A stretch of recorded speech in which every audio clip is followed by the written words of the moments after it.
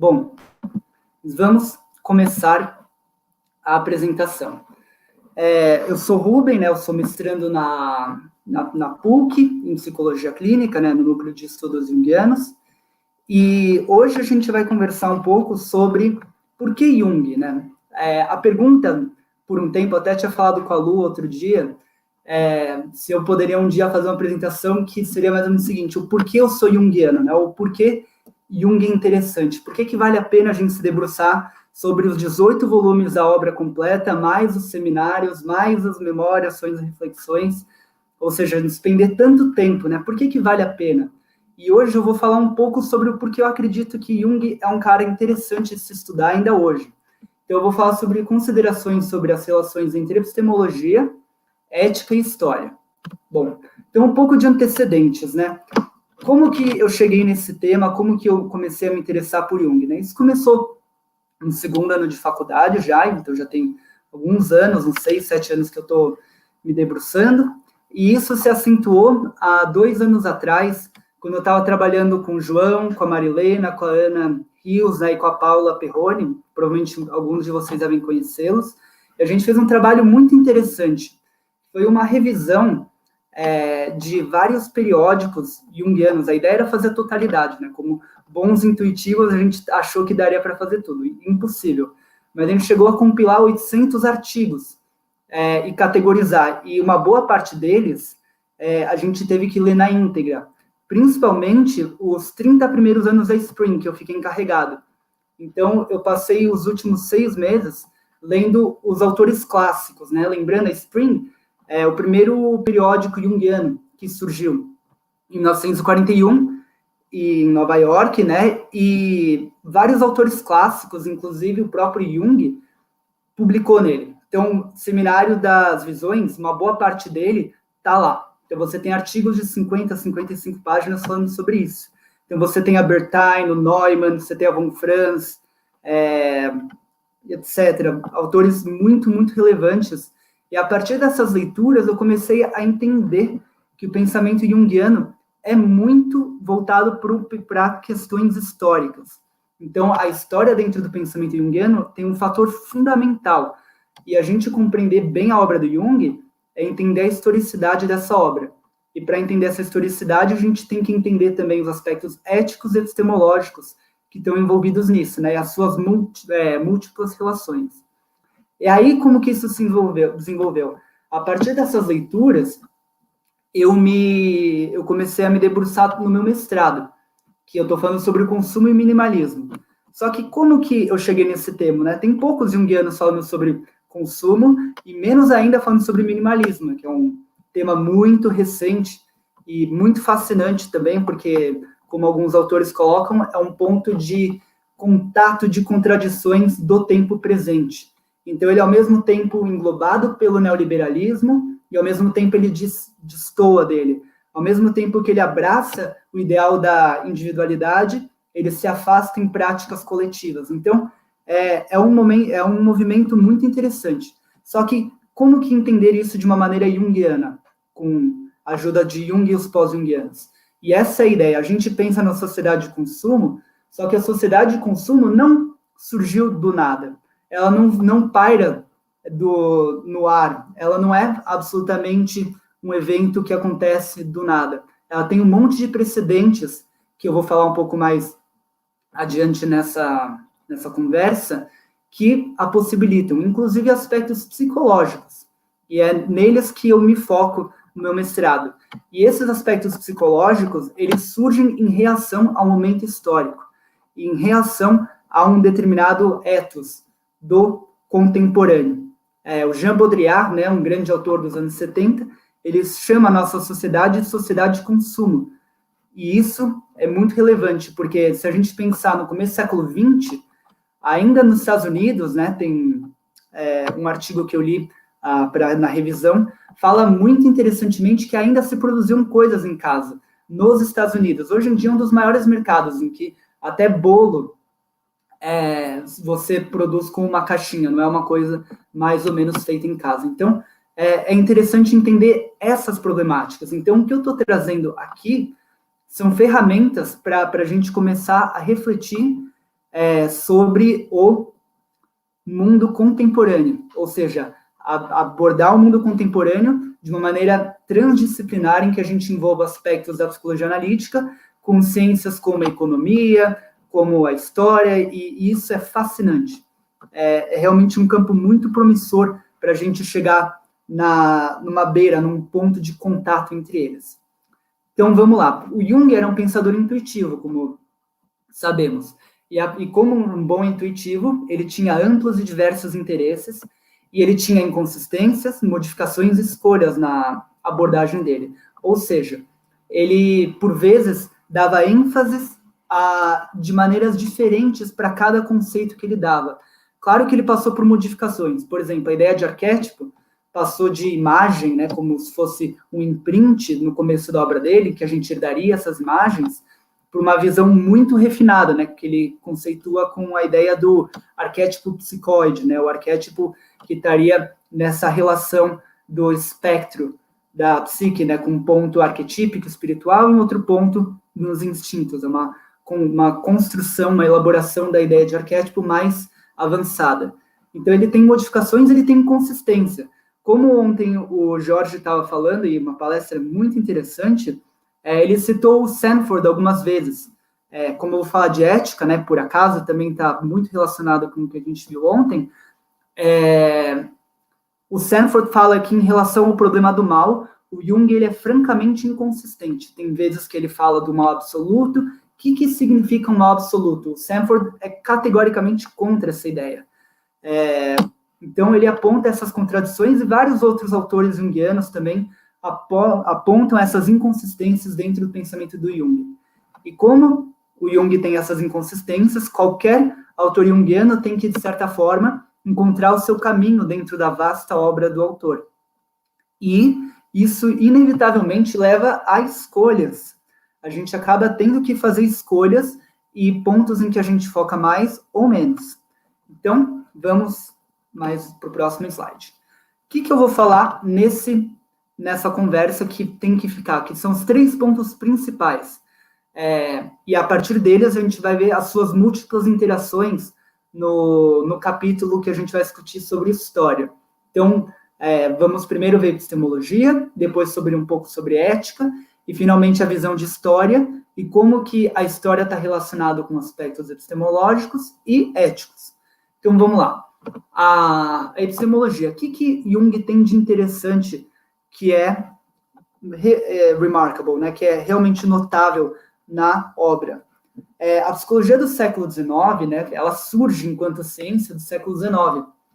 Então, o marco da psicologia enquanto ciência é a fundação do laboratório em Leipzig, né, do Wundt, em 1879. E o próprio Wundt, ele escreveu uma obra monumental. Eu lembro, eu fiquei marcado porque eu fiquei pensando quanto tempo eu demoraria para ler as 40 mil páginas que ele escreveu. Sim, 40 mil páginas. Imagina o que é escrever isso. E, tendo escrito essa obra monumental, ele tinha alguns aspectos interessantes, né? Ele tinha contradições, como a gente vê no Matrizes do Pensamento Psicológico do Figueiredo. Alguns lados do Wundt foram importados para a psicologia americana, e outros, né, que é da Volkerpsychologie, ou seja, da psicologia dos povos, que seria uma abordagem mais próxima de uma compreensão, de uma abordagem das ciências humanas, acabou não indo tão claramente para os Estados Unidos. Então, essa própria cisão, ela marca desde o início da instauração da psicologia. E o Jung, e acho que esse é um ponto que ele é interessantíssimo, ele fala que não temos que comprar essa cisão. A gente tem que compreender e explicar. Ou seja, temos que entender a unicidade do fenômeno, o que é único na subjetividade humana, e a gente também tem a possibilidade de explicar. A psicologia, ela lida com seres humanos e nós variamos imensamente, mas ainda tem a ideia dos arquétipos. O que são os arquétipos em última instância? Arquétipos são formas humanas que são partilhadas. Arquetípico é aquilo que é humano. A teoria dos arquétipos, né, como a gente já deu uma pincelada, ela é muito complexa e tem várias revisões interessantes que caberia até para uma outra palestra, né, falar sobre a Knox, falar sobre Hogginson, fala sobre o Coleman também, que fala até que a gente poderia abandonar a ideia de arquétipo. Então, tem várias discussões no campo pós-junguiano interessantíssimas que, por ser uma palestra aberta, né, tem que fazer um campo que fique inteligível para maior número de pessoas. Então, serão discussões muito herméticas. Então, vamos tentar ficar com o próprio Jung, que já é muito complexo.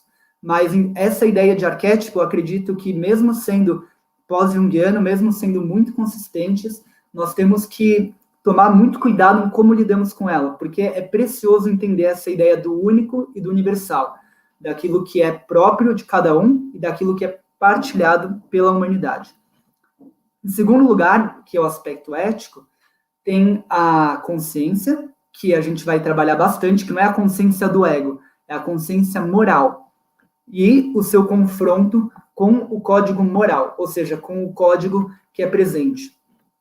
Esse código moral, também é importante salientar, uma crítica pós-junguiana, que a Proust, que a gente vai falar também, aponta, esse código ele não é um código único. E o Jung, se a gente lê bem o Jung, a gente percebe que ele tem essa ciência também. Às vezes ele não coloca isso de uma maneira tão clara, mas numa boa leitura a gente vai encontrar isso. Mais para frente a gente vai trabalhar. O código moral, ele entra em conflito com a consciência humana. O Jung entende que a consciência, né, o fator moral, ele é um fator básico, assim como a fome, o sexo. O Jung fala que o fator moral, a ética, né, a busca por um modo de viver e a religião são fatores humanos básicos que surgem. E a gente pode tentar entender várias formas. Eu gosto muito de uma aproximação com o campo lacaniano, às vezes, que a gente tem que pensar, a partir do momento que a gente estrutura a consciência, uma consciência dirigida, uma consciência que é capaz de pensar sobre si mesma, a gente cria uma cisão que os animais não partilham disso. E a partir dessa cisão, nós somos seres fragmentados, somos seres faltantes. E a partir da forma como a gente lida com essa falta, a religião, ou seja, a busca pelo sentido, e a ética, a busca pelo como agir, são questões imprescindíveis para a humanidade. E a gente se depara com isso.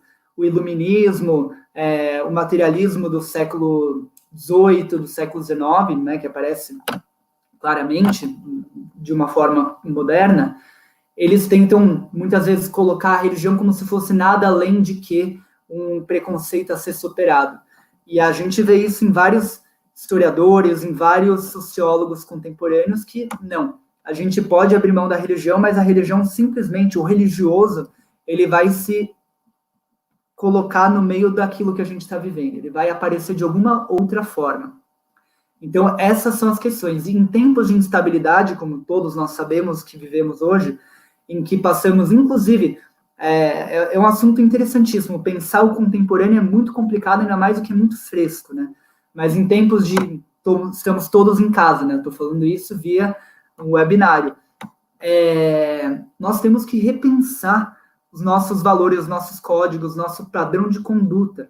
Temos fatores novos que a globalização traz, que exigem respostas muito particulares da gente desse momento. E da gente, enquanto parte de um processo de individuação,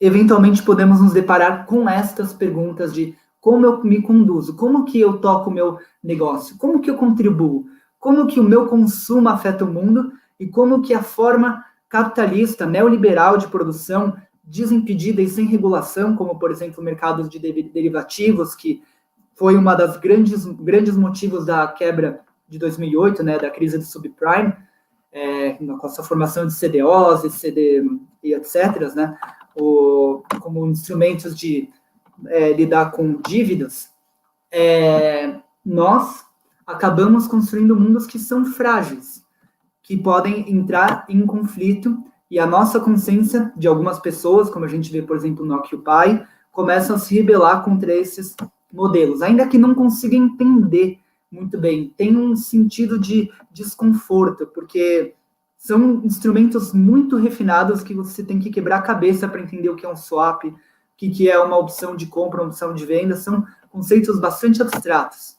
Então, nesses tempos de instabilidade, É importantíssimo a gente lembrar de Jung para essas questões. E aí, na história, a pergunta é, o que permanece e o que muda? A alma é histórica, história tem alma. Ou seja, a psique, ela tem um processo de desenvolvimento. Assim como o corpo ele tem uma história de adaptação, uma história de seleção, a alma também passa por um longo processo e ela sofre inúmeras alterações ao longo da história, né? A história humana, por Jung, é o processo do inconsciente se tornando, de certa forma, consciente, né? Do inconsciente se fazendo consciente. E o que isso significa? Significa que as várias manifestações do inconsciente passam por mudanças. E essas mudanças geram desconfortos na estabilidade do status quo de determinados momentos, e a mesma coisa, mudanças abruptas, né, descobertas e técnicas novas, levam a novas perguntas que geram mutações nas respostas do inconsciente. A gente vai ver isso, só dando uma palhinha, no Resposta Jó, né, que o Jung tem uma solução interessantíssima para esse conflito de Jó. Então, guardamos isso, e a história tem alma. O que significa isso? A história, em grande parte, ela é feita por processos políticos, econômicos, ideológicos, só que também anímicos. Então, o que se defende com isso? A ideia de que as projeções, as angústias de cada momento, os problemas que surgem em cada momento, eles também são relacionados à história da alma, ou seja, a como a alma está vivendo os tempos. Então, esses são os 3 principais pontos para a gente se atentar. A palestra inteira vai girar em torno deles, e no final eu vou tentar complementar esses pontos a partir de tudo que a gente conversou, e acho que vai ficar um pouco mais claro. Qual que é o método para essas considerações? A gente vai encontrar os fios da malha junguiana. O que é isso? O Jung, como provavelmente muitos de vocês já devem ter se frustrado, ele tem um capítulo intitulado Sombra, ou então Ânima e Ânimos. E aí ele fala por 3 capítulos sobre Ânima e Ânimos ou Sombra, e de repente ele vai começar a falar sobre política, sobre Estado, vai falar sobre gnosticismo, alquimia, e aí acaba o capítulo, e você pergunta, não, mas era sobre sombra? E é exatamente isso. Então o Jung, ele vai em frente. E aí o que é encontrar os fios? Então ele falou 2 parágrafos sobre sombra. Onde mais ele fala sobre sombra? Aí você vai lá nos índices gerais e pega onde ele fala sobre sombra, onde ele fala sobre história. E a partir disso você vai compondo uma malha para entender o que Jung pensa de determinados assuntos e suas eventuais ênfases em determinados pontos ou outros. E aí, muitas vezes, o que a gente está fazendo aqui é pensar na estruturação dos argumentos. Não só no conteúdo do que ele fala, mas em como ele fala, como que ele estrutura esse argumento, como que ele estrutura a narrativa dele. E a partir disso, uma crítica que ele vai fazer, por exemplo, a Adler ou a Freud, ou algum contemporâneo dele, a gente entende o que ele entende por história, o que ele entende por epistemologia ou ética. Então, esse é basicamente o que nós faremos aqui. Começar, então, pela epistemologia. A epistemologia é um campo muito vasto, né? A teoria do conhecimento. Como que funciona a epistemologia? Né? A epistemologia é uma reflexão sobre o processo de conhecimento. É uma reflexão sobre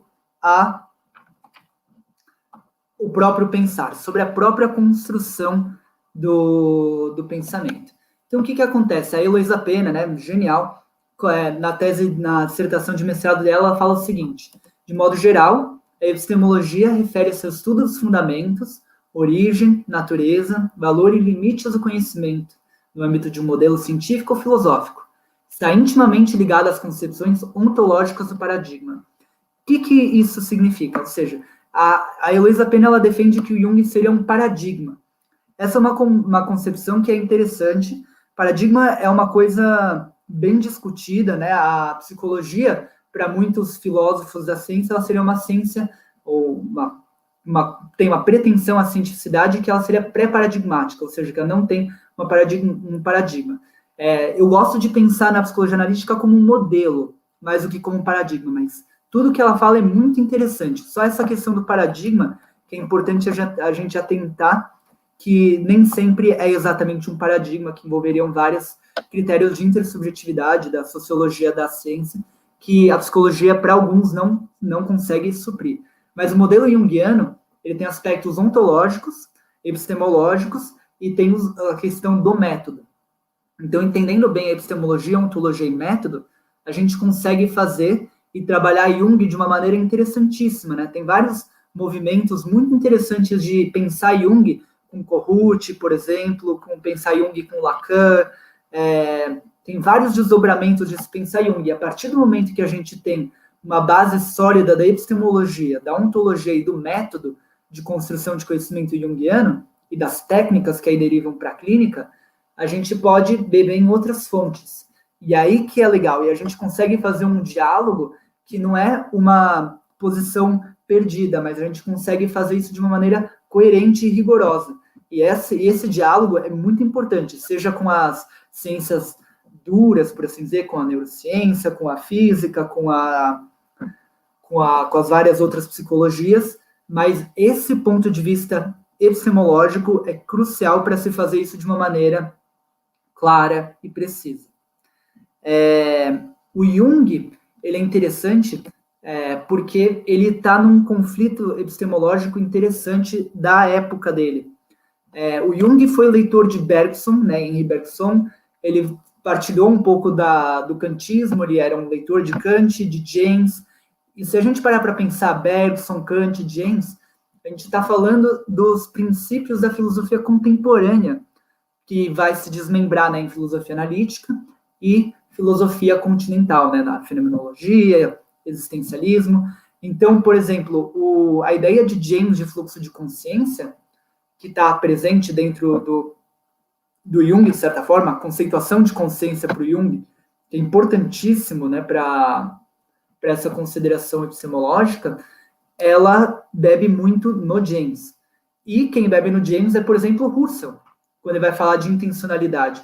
Ou seja, as raízes do Jung são as raízes do que se está discutindo e se desdobrando hoje em dia na própria filosofia continental, de maneira mais precisa. Então, se a gente pensa o Jung de uma maneira sólida, revê alguns princípios e postulados dele e faz as correções onde se deve fazer, porque Jung também, a gente vai ver isso, está num contexto histórico e a gente precisa ser bem rigoroso em relação ao que a gente aceita ou não. Por exemplo, o conceito de ânima e ânimos, meu Deus do céu, né? Dá trabalho tentar revisar, tentar separar o trigo do joio, o que é essencialismo, o que é uma posição interessante, e suas muitas discussões. Então, se a gente revê o que Jung fez e pensa no método dele, ele é um cara muito interessante para se estudar hoje e para dialogar com a fenomenologia, dialogar com o que está acontecendo na filosofia hoje em dia, que é interessantíssimo, e inclusive eu preciso voltar a estudar isso depois do mestrado, que dá trabalho. Então, o que acontece? Né? O Jung, em 1912, é um ano muito importante para ele, né? A publicação do Símbolo da Transformação da Libido, e essa publicação marca a ruptura dele com Freud, com a psicanálise de maneira geral. E no Memórias, Sonhos e Reflexões, ele coloca de maneira muito interessante que ele perdeu as fundamentações de como pensar, de como compreender as coisas. Não apenas da vida dele, porque dizem que Freud, inclusive, parênteses, né, hoje é aniversário de Freud, 6 de maio, seria o aniversário, ele é de 1856, alguém faz as contas, seria quantos anos de vida de Freud temos, né? Então, só um parênteses. Freud e Jung tiveram uma relação muito próxima, né? Muito conflituosa também. E a partir dessa cisão, o Jung fica muito perdido. Então, ele vive um conflito em que ele pouco publica entre 1912 e 1921. E 1921 é outro ano muito importante. É o ano em que ele publica Tipos Psicológicos. E o que significa? Qual é o significado dos tipos psicológicos? Qual que é a questão principal, né? Qual que é o problema que dá origem aos tipos psicológicos, né? A gente tem que pensar os livros como respostas a perguntas, a problemas. E basicamente O que Jung está tentando saber é o seguinte: claro que tem os aspectos das diferenças entre extroversão e introversão, mas o ponto principal, eu acredito, um dos principais, é entender como que as pessoas constroem conhecimento. Porque Jung conheceu Alfred Adler, né? Trabalhou com ele, com Freud, né? Dentro do círculo da psicanálise, e o Adler rompeu com Freud. E ele lia Adler, ele lia Freud, ele fala, os dois têm razão. Os dois têm absolutamente razão em relação ao que está acontecendo, né? E quem que está certo? Essa é a pergunta, né? Quem que está certo? É uma ótima pergunta. E o Jung responde isso nos tipos psicológicos. Ele fala que os dois estão igualmente certos e errados. Os dois estão certos enquanto construções que são representativas de problemas no mundo, né? De neuroses, de conflitos que surgem, mas estão erradas quando eles buscam a universalidade. Elas são teorias que dão conta de alguns aspectos do mundo. O Jung fala no volume 4, né, que todas as teorias são confissões. Todas as vezes que a gente constrói um modelo, que a gente constrói uma teoria, a gente está fazendo uma confissão sobre a nossa própria personalidade, né? A gente sempre fala de algum lugar e de algum lugar histórico. De algum lugar e de algum lugar histórico. Lembra, de novo, a historicidade. Os nossos pensamentos, as nossas construções teóricas, eles respondem ao espírito da época. Eles não estão pairando no ar, no éter. Não. Eles estão relacionados com aquilo que a gente está vivendo. Exatamente isso, né? A equação pessoal, por exemplo, como ele chama muitas vezes, é um problema que surge na astronomia e que a psicologia científica começa a dar conta, né? Que é a ideia do tempo de reação. Então, sempre que a gente vai conceituar alguma coisa, sempre que a gente vai construir, essa é a limitação epistemológica da obra do Jung. É impossível falar uma verdade. A gente pode falar verdades úteis e aproximativas, mas nunca a verdade final. É sempre a construção de um modelo, e ele, bebendo muito do James, no volume 16, ele tem uma passagem ínfima, só que dá para ver muito claramente a influência do James nisso. E o critério de verdade, né, da validade do conhecimento, apesar dos limites, funciona. Resolve problemas práticos e teóricos muito bem. É isso que a gente precisa. A gente precisa de modelos heurísticos que resolvam problemas e que, a partir dessa resolução de problemas, nós tocamos a vida em frente. Então, mesmo que tenha uma delimitação, uma limitação para o conhecimento, a gente vai ver no próximo slide, o mundo impõe limites às teorias.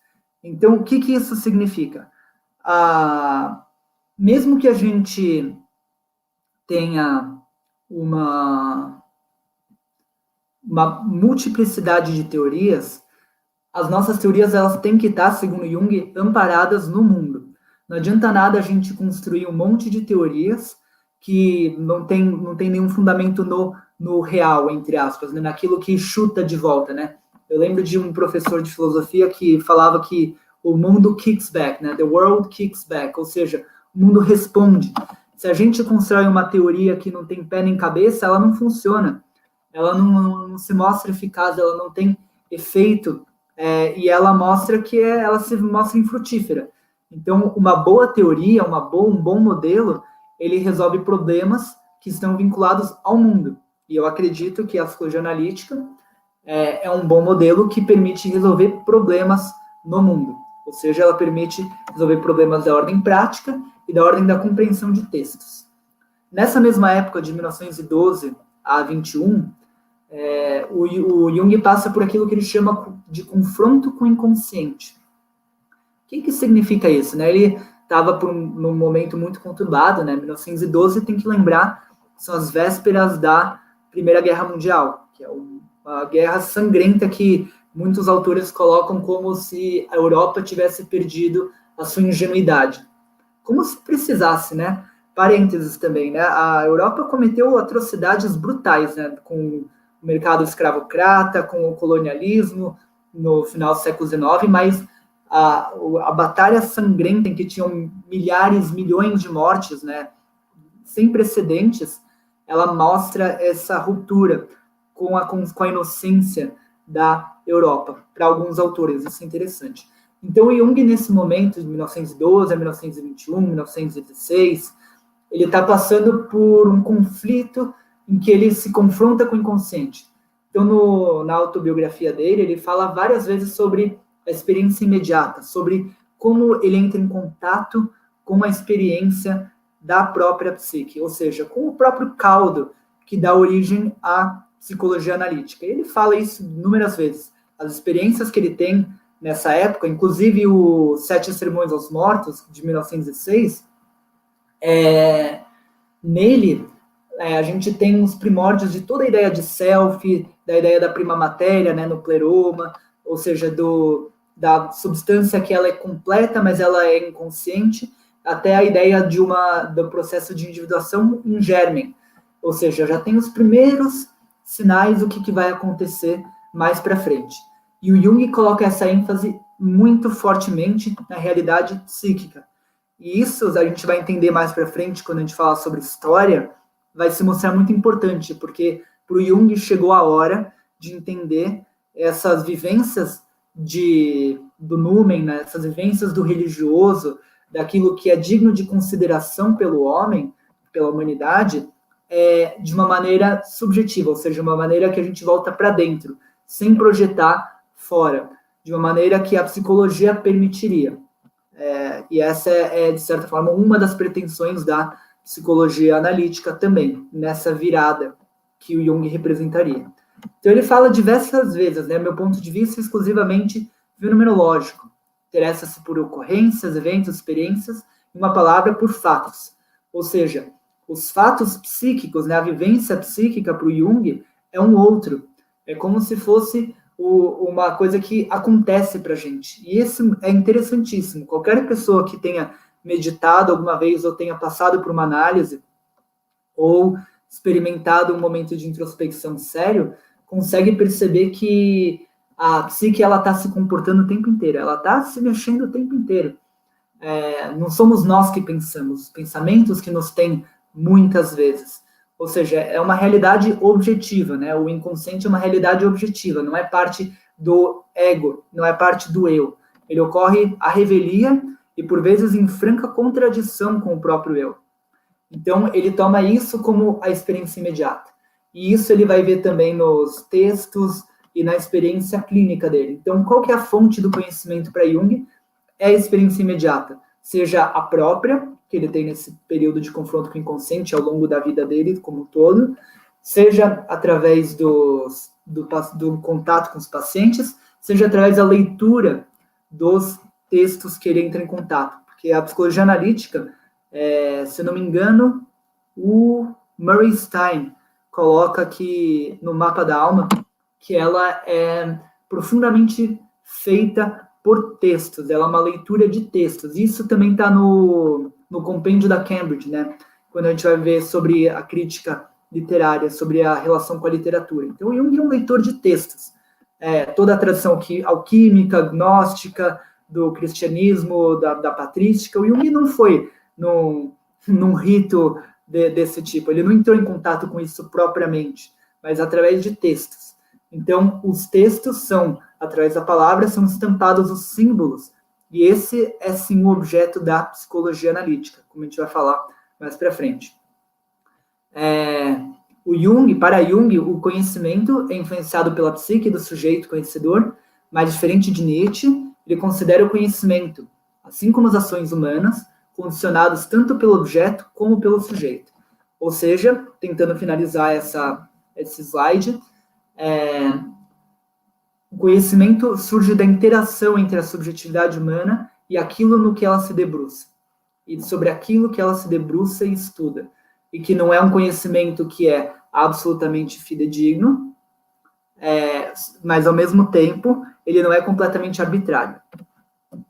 Qual que é o objeto da psicologia? De uma maneira simples, é a psique, consciente e inconsciente.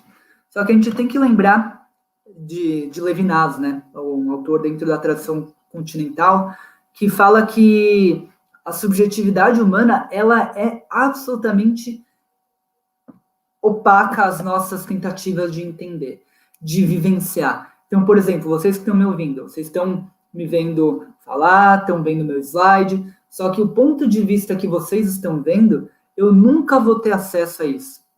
Nunca. Eu nunca vou saber exatamente o que é estar sentado na sua cadeira dessa forma. Mesmo que vocês estivessem exatamente no mesmo lugar que eu estou, com as mesmas coisas à minha volta, todos os livros aqui, né, meus objetos de transição para essa conversa, vocês não saberiam o que é a minha vivência subjetiva e vice-versa. Então, quando a gente fala do desconhecido, significa que a gente não tem acesso à subjetividade consciente da pessoa, sejam os nossos pacientes, isso é muito importante para a clínica. A gente não tem acesso a isso, é uma fonte que é desconhecida. A gente só tem acesso às suas palavras. E o objetivo também é de conhecer o desconhecido do desconhecido. O que isso significa? O desconhecido do desconhecido é o inconsciente. E como que a gente entra em contato com isso? É o símbolo. O símbolo é a ponte que permite a gente construir o nosso modelo. É através do símbolo que a gente opera o método de conhecimento junguiano, as perguntas junguianas de formação de conhecimento. Porque o símbolo, ele se mostra, né? Porque a subjetividade enquanto vivência é inacessível. É um grande mistério, né? A consciência, a vivência do fluxo de consciência é um grande mistério. E o símbolo, nas suas inúmeras mídias, né? O símbolo enquanto ato, o símbolo enquanto fenômeno político, o símbolo enquanto arte, o símbolo enquanto sintoma, né? Como a gente vê com a professora Denise Ramos na PUC, né? O corpo se mostra simbólico, né? Então, as inúmeras fontes de acesso a esse desconhecido se dão através do símbolo. E aí, a partir dessa dificuldade de entrar em contato com tudo isso, todas as dificuldades próprias da psicologia, como que é possível a gente construir uma teoria? O Jung fala o seguinte: se o indivíduo fosse totalmente diferente de qualquer outro indivíduo, a psicologia seria impossível como ciência. Isto é, ela consistiria num caos inextricável de opiniões subjetivas. Mas a individualidade é apenas relativa. As afirmações de validade universal, ou seja, as constatações científicas, tornam-se possíveis. Ou seja, mesmo com a pluralidade, com a unicidade, né, que a gente preconiza tanto no atendimento clínico, né, a gente atender cada indivíduo como único, porque ele é único, né, cada vivência é única e a gente não tem acesso a ela de maneira explícita, através da fala, através da palavra, através do símbolo, através do gesto, através do corpo, né, o ato do corpo presente na clínica, que inclusive muitos analistas falam que nesses tempos de pandemia, eu concordo que fica diferente, né, porque a gente não percebe o corpo do outro, eles se dão e a gente consegue perceber que alguma coisa também tem na gente disso. Ou seja, a gente não é completamente alheio, a gente não vive no mundo. Tipo, no man is an island, como diria o poeta britânico John Donne. Nenhum homem é uma ilha. Todo mundo faz parte disso. Nós partilhamos essa humanidade. Ou seja, nada do que o outro vive é completamente único, nem totalmente universal. Então, a gente pode fazer uma ciência que explica, uma ciência que é universal, que tenta falar sobre o que é o arquétipo, o arquetípico, aquilo que tem de típico no ser humano, e aí que está a importância dos mitos, dos contos de fadas, que eles amplificam, eles dão continente para essa multiplicidade dentro das vivências humanas, e que a gente se identifica. E isso permite a empatia, porque se eu não sei o que é a perda do seu animal de estimação, do seu pai, da sua mãe, ou como é se apaixonar por aquela pessoa naquela situação. Mas eu sei o que é passar por alguma perda, eu sei o que é passar por alguma frustração, eu sei o que é passar por uma paixão avassaladora. A minha maneira, de uma maneira única. Então, essa forma de conceituação, eu acho que ela tem uma implicação clínica importantíssima, que é ter um pé no universal e um pé no individual. Então, a gente sempre foca no individual, mas a partir do momento em que o individual não dá conta, E aí que está a ideia da amplificação, a gente tenta amplificar. Mas para onde a gente amplifica? E isso é uma pergunta que a parte da história ajuda. A gente amplifica para os deuses? Às vezes sim, eles são muito bem escritos e eu adoro literatura clássica, inclusive eu vou falar sobre Antígona mais para frente, que é um texto interessantíssimo, mas nem sempre, às vezes está no sertanejo, por exemplo, onde mais a gente pode encontrar as dores da Hera quando ela é traída por Zeus, quando ele vai e fica com as várias mulheres que ele encontra, se não na música sertaneja, por exemplo, que fala muito sobre a traição, sobre a vulgarização do hieros gamos, né, do casamento sagrado. Então a gente tem essas manifestações hoje também. E para encontrar essas pessoas, ser arquetípico é humano. Ser humano aparece de alguma forma, talvez não estruturado como uma religião, como uma narrativa, né, uma grande narrativa, mas aparece de alguma forma. Então, a gente tem que tomar esse cuidado com as nossas amplificações. Eu acho que, vamos ler a sentença da pena, dessa forma não se pode falar em isolamento em mundos privados individuais, que é isso que a gente estava falando, uma vez que o extrato coletivo da psique proporciona um nível de partilha entre os membros da comunidade humana no âmbito coletivo, ou seja, esse extrato coletivo, ele junta as pessoas, ele mostra a humanidade que habita na gente. Então, como que a Antígona, escrita há 2.500 anos atrás, por Sófocles, consegue me mover ainda hoje? Como que a Odisseia permanece um grande clássico até hoje? Não é só uma escolha arbitrária de literatos de literatura clássica. Não, ainda que tenha um elemento político nessas escolhas, obviamente. Porque são textos que movem a gente, são textos que dizem respeito a gente. E esse plano de partilhamento, ele se dá tanto no inconsciente, quanto inconsciente coletivo, quanto na cultura. Ou seja, nós conseguimos nos encontrar nestes pontos. Para terminar, né, então a gente tem que, na clínica, a gente respeita a subjetividade inatingível e a gente reconhece o universal. E a sacada do Jung não é fazer uma atitude de ou, mas é uma via dupla de pensamento. A gente tem que fazer uma coisa sem perder a outra de vista. Ou seja, temos que pensar tanto no universal quanto no específico. Afinal de contas, a gente constrói uma teoria que nos ajuda a resolver problemas práticos, seja para alguns preceitos para a interpretação do sonho, seja a ideia de individuação, seja a ideia de que tem uma causa final, né, que Jung traz de volta na psicologia também, dentro do que se está vivendo. Então, vamos em frente para a ética. A gente terminou esse pedacinho da epistemologia, vamos agora para a ética. Bom, pergunta principal da ética é: como devo viver? É uma pergunta que é interessantíssima, né? Desde Platão. É interessante falar, né? Tipo, eu não lembro qual autor que falou que toda filosofia é uma nota de rodapé para Platão e Aristóteles. É interessantíssimo, né? Essas perguntas já estavam muito bem formuladas na psicologia, na filosofia antiga. Então, a pergunta principal, como aponta Barreto, né, Marco Heleno Barreto, da ética é: como devo viver? E o ético, na obra do Jung, ele aponta que é importantíssimo, né? Uma investigação cuidadosa dos escritos de Jung pode revelar a flagrante primazia concedida ao que ele denomina fator moral. Esse fator, definido por Jung como lealdade a si mesmo, é consubstancial à sua concepção psicoterapêutica. Ou seja, ele é muito importante dentro da própria prática terapêutica. Imagino que uma boa parte das pessoas assistindo também praticam a clínica. Não tem só interesse no Jung, mas são terapeutas. Então, a clínica junguiana é uma clínica ética. É uma clínica que se volta à pergunta do como posso viver, como me mantenho leal a mim mesmo, dentro daquilo que eu vivo.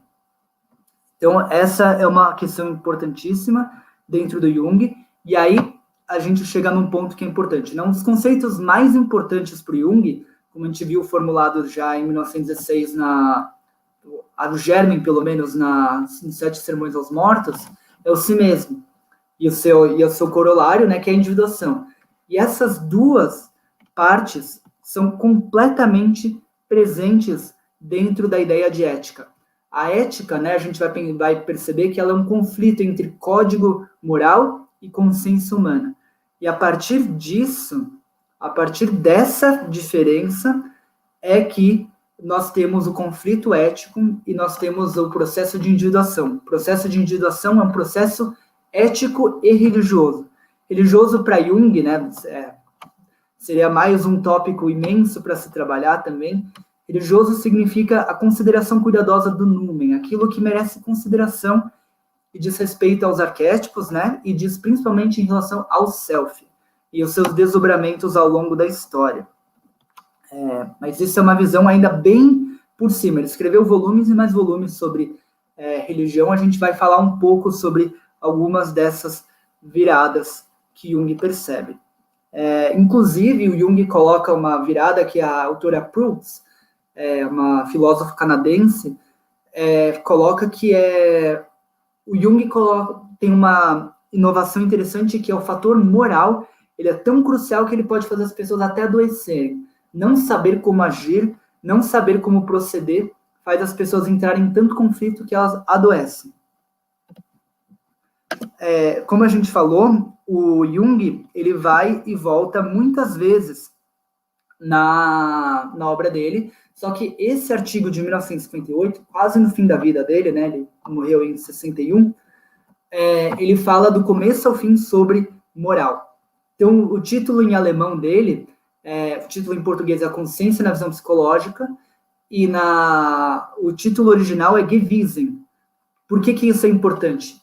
A palavra consciência em português, ela pode significar duas coisas diferentes, né? E isso é uma nota de rodapé importante, que é o seguinte: consciência pode significar consciência enquanto fluxo de consciência, na consciência do eu, e a consciência do ego, né, por assim dizer, e ao mesmo tempo é a consciência moral. No alemão, tem duas palavras para isso, tem a Gewissen e a Bewusstsein. Você tem o aspecto moral, que é a Gewissen, que é o que a gente vai falar nesse texto, e Bewusstsein, que é o aspecto psicológico. Inclusive, é importante fazer essa distinção, porque eles dois estão relacionados. O aspecto psicológico tem uma relação, ele interage com o aspecto moral, né, com o fator moral da consciência. Então, é importante ter bem clara essa distinção para a gente conseguir manter o rigor na nossa compreensão do texto. Vamos lá. A consciência em si é um fator psíquico autônomo, ou seja, a consciência ela não é um fator que pertence propriamente ao ego. O Freud, né, isso é uma das contendas também entre Freud e Jung, ele tem a ideia genial do superego na segunda tópica dele, que é muito justificado. O Jung, inclusive, fala várias vezes sobre os méritos da ideia do superego.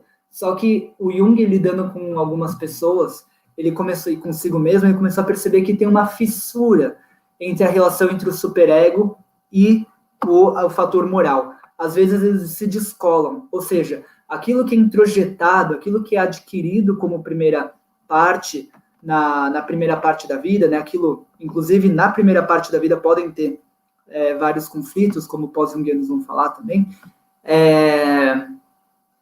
ele pode começar a falhar, ele se descola e o fator moral entra em conflito com o próprio código moral. Mas o que isso significa? Vamos por parte, não vou me antecipar.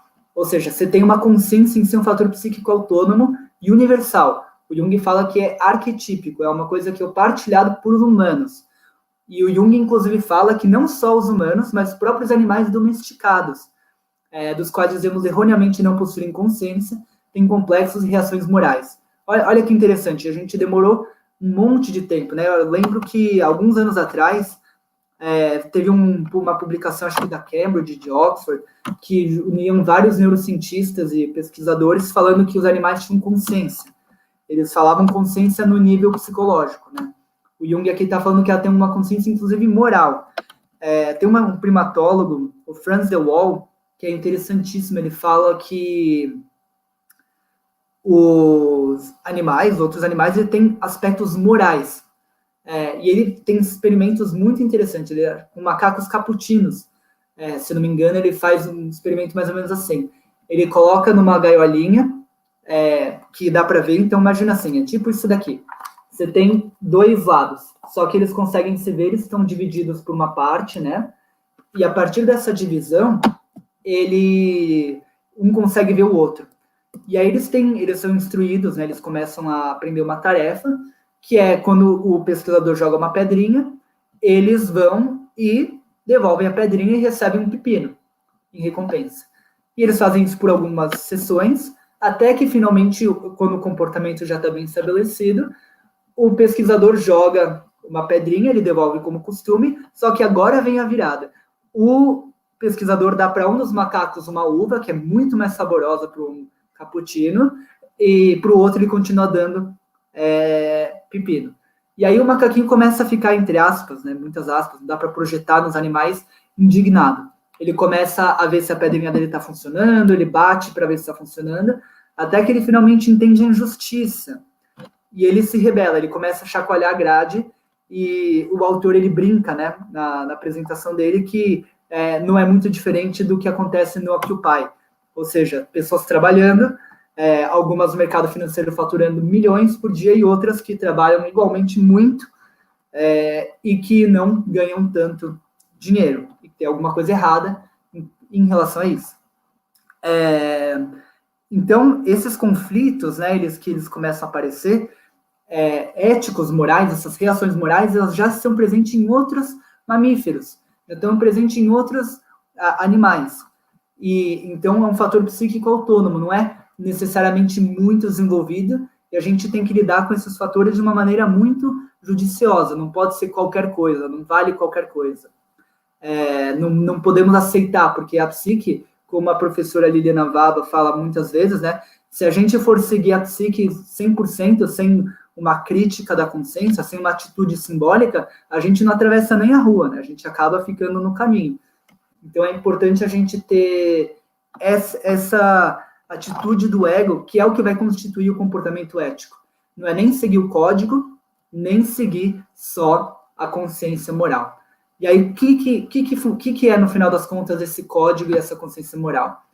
Aí o Jung fala, ainda que a moralidade em si seja uma propriedade universal da psique humana, o mesmo não se pode afirmar do respectivo código moral, e como tal, não pode ser uma parte natural da estrutura da psique. De novo, está colocando aqui, como o Jorge falou muito bem ontem, né? Estava falando sobre o mal. Eu quase falei um pedacinho sobre o mal também, mas eu vi que ele ia falar, então a gente está em muito boas mãos já sobre isso. O ponto a moralidade é uma propriedade, mas o conteúdo dela não é. Ou seja, a gente tem essa tendência a reações morais, mas o conteúdo dela não é. Por exemplo, matar errado, intrinsecamente errado, quando? Onde? Quem? Hoje em dia tem países em que ainda é permitido a pena de morte, vários estados dos Estados Unidos, por exemplo, tem pena de morte, e no Brasil, uma coisa que a gente pouco vê, porque não acontece frequentemente, mas tem uma cláusula que em estados de exceção a pena capital é permitida em estado de guerra, né? Quando tem traição ou algum crime que coloque a nação em perigo. De maneira geral, são passíveis de pena de morte. Então, isso é uma coisa bem interessante. Porque a pergunta que fica quando que é errado? Quem que é errado? Como que a gente reage a isso? E como que mortes são banalizadas? Como que, dependendo da sua classe social, de onde você mora, isso é importante se levar em consideração, porque essa questão de onde a gente mora, essas coisas não são necessariamente tão claras, tá bom? Então, como a gente está levando essas considerações, a gente tem que pensar no momento em que isso acontece e onde... Sim. Desculpa, gente, um segundo. a gente tem que levar em consideração onde que a gente está e quem está passando por isso. A gente tem que pensar nessas questões. Desculpa, teve um pequeno problema aqui, já estou voltando. Ou seja, o código moral não é uma coisa que é completamente necessária, e o Jung, inclusive, né, a Pruggs, essa autora canadense, ele fala sobre a relação com o subjetivismo da epistemologia e da ética junguiana, ou seja, não tem coisas que são necessariamente certas, são coisas que fazem parte de um código moral, não de uma propriedade universal que é herdada. Então, seria essa distinção que é importante entre consciência e código moral. E a ética para o Jung, ela se trata de um conflito de deveres. Esse conflito de deveres surgiria a partir do choque entre consciência moral e o código moral, ou seja, um determinado momento em que você tem descoberta de técnicas, de mudanças políticas e problemas que geram um surgimento de consciência importante, e a partir desse surgimento de consciência, geram contradições que levam a mudanças no código moral, eventualmente, mas primeiro passando por um choque de consciência. E isso é muito importante salientar. Mudanças na consciência do ego, ou na consciência coletiva, no período histórico, levam a contradições entre código moral e consciência moral. Eu vou dar 2 exemplos de eventos em que isso acontece, eu poderia dar muitos outros, mas acho que esses ficam bem interessantes. A obra Antígona, de Sófocles, né, mostra a Tebas, né, que foi os problemas que assolaram Tebas depois da morte de Édipo, e os 2 irmãos de Antígona, Eteocles e Polinice, eles se degladiam e morrem simultaneamente. Um morre matando o outro, né, ou seja, cravam as espadas reciprocamente. E Creonte, né, que é o regente de Tebas à época, ele fala que para Eteocles ele merece todos os ritos fúnebres, mas Polinice não. E Antígona, como irmã, ela fica indignada, porque além dele estar contrapondo uma lei divina, ele está fazendo um desrespeito à imagem e lembrança dos próprios do irmão querido. Então, o que acontece? A gente vê esse conflito entre a lei, representada pelo Creonte, e a Antígona, que fica do lado das leis dos deuses, ou seja, de um código moral outro, né? Um código moral mais perene, segundo a concepção dela. Então, você tem esse choque e Antígona toma um determinado lado. Então, o que acontece a partir daí? A Creonte fica indignado e ele fala que quem mexeu no corpo dos irmãos, mal sabia ele, né? Antígona era noiva do filho dele, né? Hemon. E ele não sabia quem que tinha mexido. E assim que Antígona aparece, ela vocifera contra ele e ela é condenada à morte. Só que a morte dela é uma morte muito interessante, muito simbólica. O castigo dela é ficar onde ninguém nunca pisou. Na tradução do Donaldo Schuller, que é fantástica, diga-se de passagem, ela vai para onde ninguém nunca pisou. O que isso significa? A pessoa que traz uma postura moral outra, ela está condenada a ficar num lugar sozinha, ela está condenada à solidão. Ou seja, ela está condenada a um lugar em que você não tem pessoas por perto. E ela sofre por isso.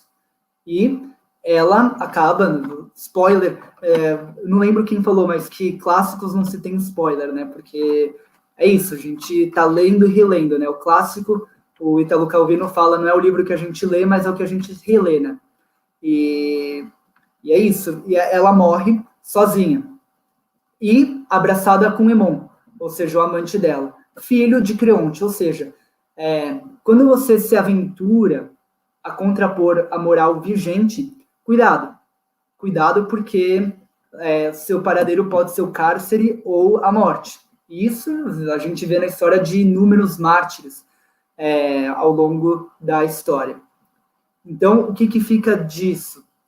Mesmo que Creonte pague depois, ou que surjam leis que punam, ou surjam vertentes que mostrem como ele estava errado no futuro, ou seja, representado simbolicamente pela morte de Emon, filho dele, ou seja, ele não teria continuidade, essas leis que violam o código moral, que violam a consciência moral, não teriam continuidade, elas muitas vezes levam junto as primeiras pessoas que se levantam contra ela.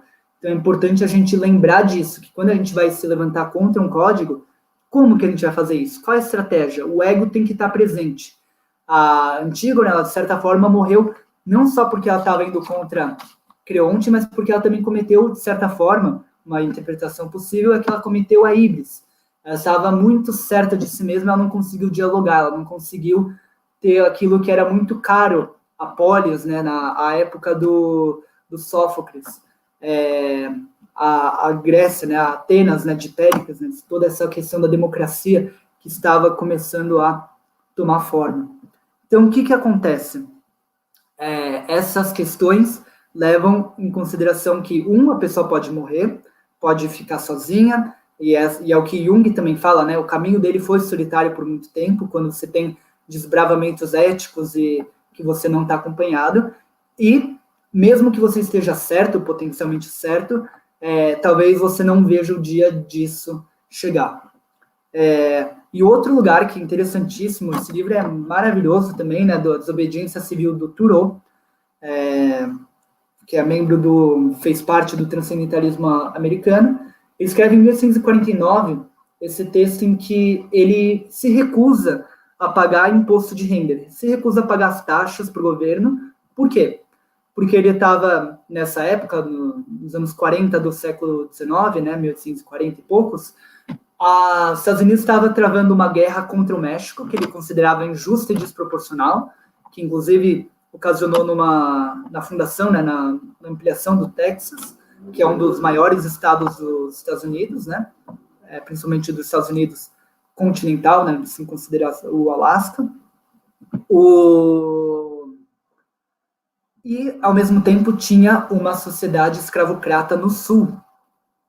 Tinha uma sociedade escravocrata no sul, e que mesmo o norte, né, industrial, teoricamente, ia contra essa sociedade, ainda tinha uns caçadores, a figura do caçador que devolvia, e o Estado era leniente com isso, ele passava a mão por cima disso, e tinha gente ganhando muito dinheiro com esse mercado de caçadores, de escravos que fugiam, né?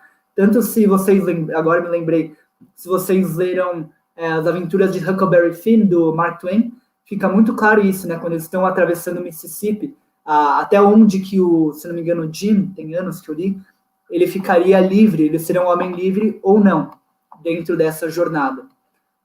E todos os perigos que ele, enquanto um homem negro, corria. Então, Thoreau, inconformado com isso, ele declara rebelião. Qual foi o resultado disso? Cadeia. Foi para cadeia, até que, se não me engano, uma tia dele pagou a fiança para ele sair.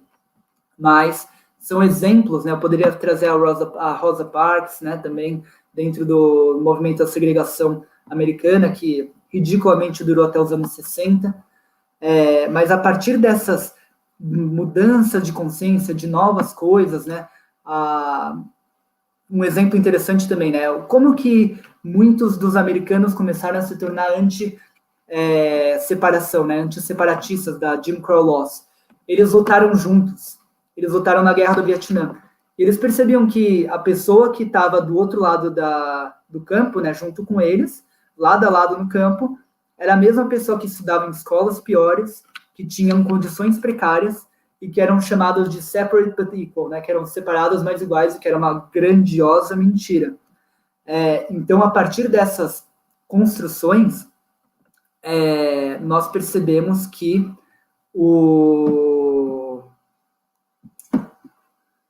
surgiram eventos novos na história da consciência, a consciência humana passou por diferenciações, tiveram novos fatos que que a consciência do ego entrou em contato, e a partir disso tiveram essas mudanças de consciência moral, né? Começaram a ter pequenas travas naquela ideia do código que era amplamente aceito, do separados mais iguais. Então, esses são exemplos históricos interessantes para o nosso contexto. Essa passagem do Jung é muito importante, que ele vai falar que só é um conflito ético, só é, de fato, uma vivência ética quando a gente vive a experiência de conflito entre um código moral, que é aquilo que é instituído ou dentro de um grupo ou de uma sociedade, e a consciência moral específica, que surge a partir disso. Mas tem que ser submetido a entendimento consciente. E isso é muito importante, está até sublinhado por causa disso.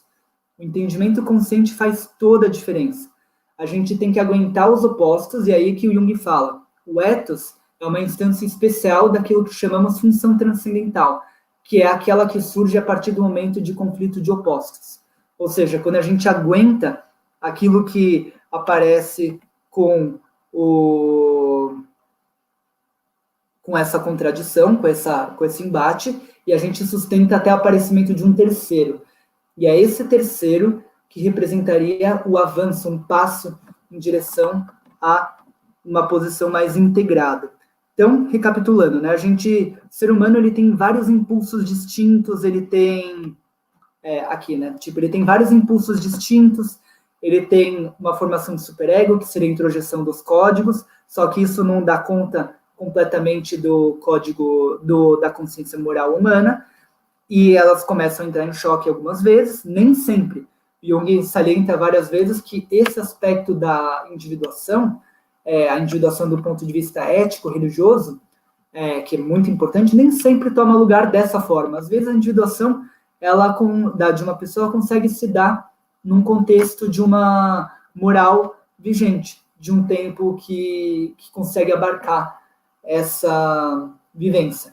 E são nos períodos de crise ou de transição que a gente consegue ver mais nitidamente esses choques tomando lugar. Ou seja, os choques entre consciência, moral e código de conduta, porque os códigos já estão caducos. Lembra da figura do rei velho da alquimia, que precisa morrer para nascer um novo? É isso, né? A consciência vigente, ela não está dando mais conta, o rei está prestes a morrer. E aí, a partir disso que surge novo.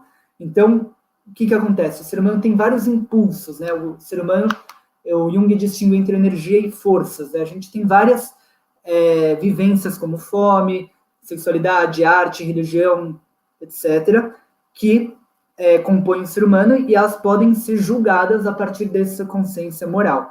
Então, o ser humano, ele é um campo flexível. Ele, ao mesmo tempo, ele é altruísta e, ao mesmo tempo, egoísta. E tem certos momentos históricos que salientam em detrimento do outro. Então, por exemplo, você vai para uma empresa super competitiva, às vezes você entregar a pessoa que não está fazendo nada, sem conversar com ela, sem entender o porquê ela está fazendo isso, é bem visto. Então, seu egoísmo, seu ímpeto de crescer a qualquer custo, é bem visto. E isso gera uma sombra do altruísmo. O movimento da sociedade neoliberal, que é um assunto que eu estou começando a me debruçar, ele talvez seja mais sorridente do que a gente imagine, porque lembra o que a gente viu com o professor Jorge?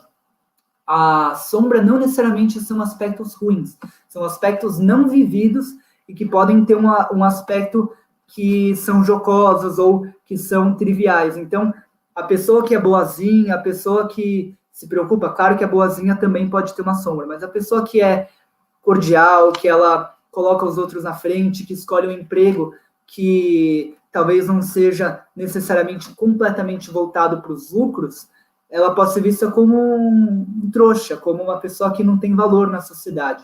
E ela se torna, de certa forma, alheia aos valores vigentes. Então, o altruísmo, ele é, de certa forma, a sombra dessa sociedade que torna os vínculos econômicos, né, essa economização do homem em vários âmbitos, né, seja na mercantilização dos afetos, né, em que você é uma mercadoria, seja em ambientes de trabalho, seja em ambientes familiares. Você é aquilo que você produz, você é aquilo que você ganha o tempo inteiro. Ou seja, seus aspectos egoístas são salientados, como a gente vê na obra da Ayn Rand, que é uma autora muito peculiar e que é realmente uma questão bem interessante para a gente estudar a fundo, porque é ela que, de certa forma, é a voz ideológica do neoliberalismo. O ser humano tem o céu e o inferno dentro de si, e aí, a partir disso, como que a gente lida? Como que nós trabalhamos? Como que a gente lida com a ética da perfeição versus a ética da completude? Como o Neumann coloca no seu livro, né? A Psicologia Profunda e a Nova Ética. O que isso significa? Né? A gente tem essas mudanças na condição psíquica que surge a partir da psicologia profunda, né? O impacto que ela tem no campo ético, com a ideia de arquétipo, com a ideia de inconsciente, principalmente, é que quando a gente tem uma ética que faz a gente reprimir ou recalcar, o recalque é instituído, né, numa sociedade de controle em que a gente tem que abrir mão dos nossos aspectos sombrios, que a gente não pode entrar em contato com eles, a gente projeta nos outros e gera coisas profundamente terríveis, como também o professor Jorge falou, que é o despertar do Wotan na Alemanha nazista, né? Eu sou puro, nós somos a raça pura, ariana. Vocês, judeus, ciganos, intelectuais, eficientes, que são a pestilência da terra. Ou seja, essa é a ética da perfeição, em que você não tem espaço para sombra. Aí a ética da completude, ela tem um olhar bem distinto para isso. E agora que a gente vai falar um pouco mais sobre história, para terminar, a história são as minhas últimas considerações, a gente chega num ponto importantíssimo, que é os desdobramentos da história são completamente relacionados a essas vivências do código moral e da consciência, a partir desses embates que surgem novas posições. Então, para fazer justiça à ética proposta por Jung, diz a Proust, é necessário colocar seus conceitos éticos no contexto mais amplo da sua visão de mundo, incluindo sua epistemologia e o entendimento da história, como um processo através do qual o inconsciente torna-se consciente de si mesmo.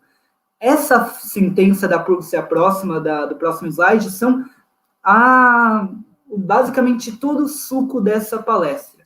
Se a gente tivesse que colocar um ponto em uma frase só, é isso.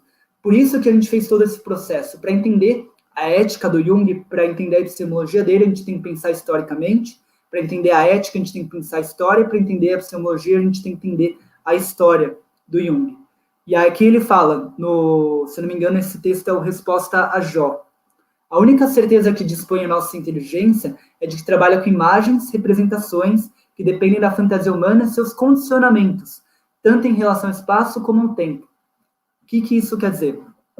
As imagens, as fantasias, ou seja, as vivências arquetípicas, elas dependem tanto do espaço como do tempo, ou seja, do momento sócio-histórico que a gente vive. E elas sofreram muitas modificações, ou seja, o inconsciente torna-se consciente de si mesmo. E a partir disso você tem as transformações da consciência nesse espaço. A obra do Jung é basicamente como lidar com essas transformações, como entender essas transformações através dos símbolos e como que elas afetam as pessoas hoje. O Goethe, né, eu lembro disso quando eu li O Mundo de Sofia, lá no colegial, há muito tempo atrás, eu lembro que eu li a frase, né, quem de 3.000 anos não se dá conta, fica à margem do tempo, mais ou menos isso, né, ele fala. Eu nunca tinha entendido essa frase. Aí agora, 12 anos depois, 13 anos depois de ter lido esse livro, começa a fazer sentido que se a gente não entende toda a história secular das transformações do espírito humano, a gente fica perdido, a gente não entende o nosso fundamento histórico, como Jung falava, né? A anatomia, né? A anatomia comparada da psique é isso, esse é o ponto. E aí, a partir dessa sacada do Jung, a gente pode pensar o homem contemporâneo. E, inclusive, eu acho que é nosso dever, enquanto junguianos, ou enquanto estudantes da psicologia analítica hoje, trazer isso para os nossos dias e dar continuidade ao que Jung produziu. Então, existe esse confronto, né, entre história da alma e alma na história, que a gente falou lá no começo, né, recapitulando aqui para encerrar. A história da alma é a arqueologia dela, ou seja, os aspectos arquetípicos, estudar como que a alma foi se fundamentando, como que a alma foi sendo construída, e como que o código moral que a gente aceita hoje, seja cristão, seja do judaico, de um judaísmo racídico, ou um judaísmo litaí, né, que é um judaísmo bem farisaico, que a gente ainda tem hoje, como que a gente entra em contato com essas vivências ou com o materialismo presente, tudo isso tem uma história enorme que é inconsciente, a gente só absorve isso junto com o leite materno. Então, com o leite materno, a gente absorve neoliberalismo, a gente absorve todo o contexto sócio-histórico e seu espírito. Então, tudo isso constitui quem a gente é e a nossa consciência. E a alma na história, é aí que é interessante também o Jung, como os movimentos psíquicos interagem numa via de mão dupla com os eventos históricos. O que isso significa? A psique ela tem seus movimentos de contradições e de compensação. O Jung vai falar, né, da autorregulação da psique. E a partir dessa autorregulação, a gente vai fundamentando como a história vai surgindo. A gente vai entrando em contato com o momento histórico e a gente reage a ele. O que isso quer dizer? A gente nasce nesse neoliberalismo e a gente começa a se perguntar, será que isso está certo? A gente vê uma obra de arte que questiona isso, vê um documentário que questiona isso, vê algum evento profundamente simbólico de manifestação que as pessoas nem entendem o que está acontecendo, como foi o Occupy, que eles nem entendiam. Teve uma entrevista, né, que um dos grandes investidores da Bolsa foi entrevistar pessoas, e elas não tinham a menor ideia do que estava acontecendo, elas não tinham ideia do que tinha feito o mundo quebrar, porque é muito complexo, mas surge esse movimento, esse ímpeto, e esses movimentos da psique, junto com movimentos históricos mais amplos, né, como econômicos, políticos, eles que constroem o momento que a gente vive. Então, o Kevin Liu, né, o professor da Universidade de Essex, ele faz a diferença entre psicohistória e psicanálise histórica. Psicanálise histórica seria uma psicanálise histórica crítica, ou seja, a gente não vai psicologizar, fazer um psicologismo desenfreado do que está sendo vivido. Não, a gente vai fazer o seguinte, a gente vai levar em consideração os aspectos econômicos, históricos, mais amplos, né, políticos, ideológicos, e também trazer os aspectos psíquicos. Um exemplo que eu gosto de pensar é sociedade de consumo. Sociedade de consumo ela tem várias pré-condições para ela tomar lugar. Ela tem inovações técnicas que acontecem ao longo do século XIX, né, na segunda Revolução Industrial, que você tem o surgimento de eletricidade, do automóvel, do avião. Você tem revoluções financeiras em que o crédito começa a ser utilizado mais amplamente. Surgem relações públicas, né, principalmente com o Edward Bernays, nos anos 20 e 30. Parênteses, né, Edward Bernays, sobrinho de Freud também. E o contexto psicológico. Então, sociedade de consumo ela é um produto dessas inovações técnicas em que a gente finalmente excede a produção excede a demanda. No século XX, no final do século XIX, no século XX, pela primeira vez, que é o consumo massificado, que a gente vê em vários autores, né? E a partir disso, dessa sobreposição, né, da demanda, né, você tem uma maior oferta do que demanda, você tem necessidade de criar formas de instigar o consumo, porque senão você está produzindo para pessoas que já têm o suficiente. E aí, a partir disso que surge a ideia do consumo como moda. Os carros se tornam bens de moda, os telefones se tornam bens de moda, os eletrodomésticos, na metade do século XX, se transformam em bens de moda e perecíveis. Então, você tem todo um contexto técnico e um contexto psicológico. Qual que é o contexto psicológico? É uma perda das narrativas. É a perda do assento humano que a gente tinha até então. Ou seja, a gente tinha uma base que foi perdida com o materialismo, com o iluminismo, com todas as questões em relação à religião, e a partir dessas críticas, desses embates, surge o contexto que propicia esse lado psicológico que tem uma falta, que antes era suprida por religião, por política, principalmente no final do século XX, né, com a queda do Muro de Berlim, e com a decadência, né, da União Soviética, em que o sonho, de certa forma, morreu. Você tem um contexto em que o consumismo e o neoliberalismo parece que estão aí para reinar. Então, esse contexto, né, de perda de religiões, perda de grandes narrativas, é um contexto espiritual, psicológico, que permite que todas essas inovações financeiras, tecnológicas e de marketing possam afetar o ser humano. Então, existe um solo fértil para isso. E aí que está a sacada dele, do Jung. Então, a psicologia analítica, como diz o Kevin Liu, ela poderia, então, equilibrar a concentração predominante nos fenômenos externos, ao prestar atenção aos aspectos internos ou psicológicos da história, que é exatamente o que a gente fez agora com o exemplo do consumismo. Agora, para finalizar, né? O que acontece, né? O Jung, se eu fosse falar sobre isso, seria uma coisa imensa, mas só vou dar um gostinho que são as teses principais, né? O Jung fala que a psicologia analítica, por isso os 3 pontinhos, ela é a herdeira de um fluxo de uma história longa, né, que passa do judaísmo para o cristianismo, pela reforma e pela alquimia. Então, o que é mais ou menos isso? O judaísmo, né, ele entra em contradição no Jó. No Resposta a Jó, o Jung fala que Deus está enfrentando um conflito intradivino.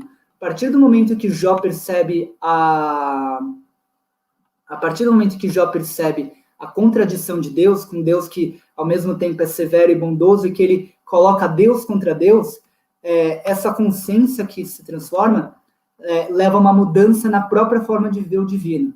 E a partir dessas contradições surge o cristianismo. E o cristianismo, ele acentua essa tensão de uma maneira muito interessante. Ele percebe claramente essa divisão, e Cristo seria a resposta a Jó. Deus se faz homem, se faz carne para sofrer, e você tem uma valorização do humano, né? Você tem uma valorização do homem que começa a surgir neste ponto, que eu já tinha começado com a relação de Javé que se importa com a humanidade, diferente de Zeus, como ele coloca também.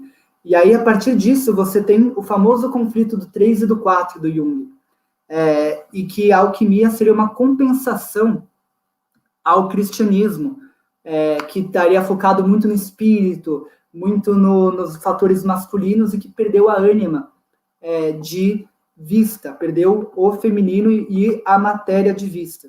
Então, a alquimia seria como um processo subterrâneo da vivência que acompanha a vida do ser humano no cristianismo. Isso tudo culmina na psicologia analítica. Esse parágrafo da Brooks é importantíssimo, só vou ler a conclusão, porque acredito que nosso tempo já está acabando, mas ela fala o seguinte: o fim da metafísica cristã significou que a humanidade poderia agora se desfazer da necessidade infantil de projetar o arquétipo do self no mundo exterior, num céu metafísico. Ou seja, agora é hora da gente assumir a maioridade, nessa metáfora típica do iluminismo, claro que com viés diferente. A gente assume essa maioridade, a gente pode lidar não mais com projeções no mundo externo, mas através da psicologia analítica, entrar em contato com os arquétipos do inconsciente coletivo, e a partir desses arquétipos, entrar em contato com aquilo que é propriamente humano, não mais nesse arquétipo do significado, né, como o Jung chama do self, às vezes, não mais projetado numa entidade metafísica, mas no aqui e agora. E um dia eu ainda vou falar sobre os poetas que prefiguram isso. Porque o que acontece, né? Finalizando finalmente, esse é o último slide.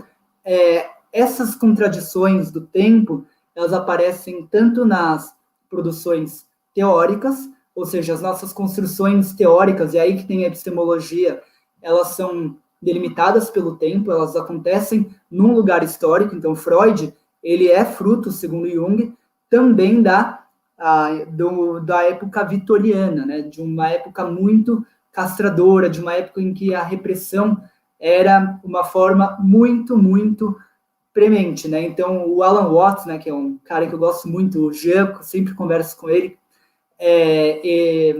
gosta muito também, ele fala o seguinte: você tem um deslocamento, né?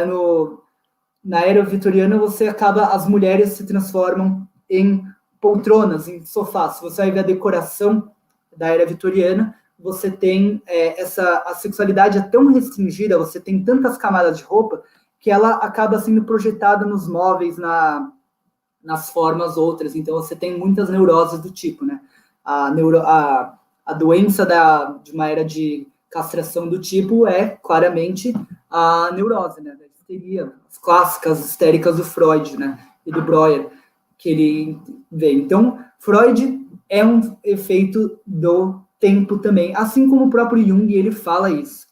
A arte, como Jung fala da arte expressionista, ela também fala muito sobre a relação entre como a arte compensa, né? Tem essa relação de compensar e de dar um contraponto à vivência histórica. Ou seja, a arte expressionista ela já está antecipando essa mudança, né? A arte expressionista, principalmente o expressionismo alemão, ele é muito cheio de emoções, é muito irracional, porque é isso que está pairando sobre a Europa naquele tempo. A mesma coisa o Merleau-Ponty falando sobre o Cézanne, de certa forma, né, que a perspectiva ela fracassa, né? Você não tem mais essa vivência da fenomenologia, você não tem mais essa vivência de um ponto de vista da visão da eternidade. Você tem um monte de pontos de vista contraditórios, que é o que Cézanne pinta no sul da França, né, em Saint-Victoire, nas suas múltiplas pinturas. Então é isso. A arte, para o Jung, ela funciona como o sonho da humanidade. Ela compensa, ela antecipa também algumas das viradas que podem acontecer. Então, a partir disso, a gente entende que epistemologia, ética, história, que elas também aparecem em guerras, em fenômenos literários, elas têm um lugar dentro da obra do Jung que estão muito entrelaçadas, ou seja, a epistemologia ela tem um fator histórico, ela não é uma verdade absoluta, ela acontece em um determinado ponto do tempo. A ética ela é histórica, ou seja, o código de conduta também é um código do momento, e o próprio embate da ética